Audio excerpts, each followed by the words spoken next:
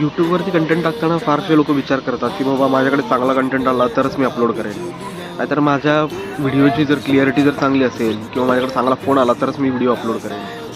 किंवा जर मी video upload जरी केला तर त्याला व्ह्यूज येतील का, नाहीतर लोक काय म्हणतील.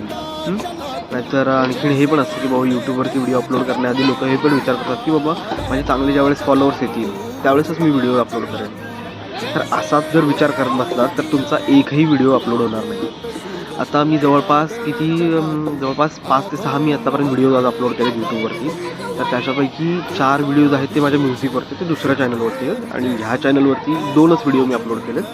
आणि माझा सगळ्यात जास्त जो व्ह्यू होता तो 500 म्हणजे 500पर्यंतचा व्ह्यू होता. काल जो व्हिडिओ मी जवळपास 12-12:30 वाजता जो अपलोड केला तर त्याच्यावरती आला.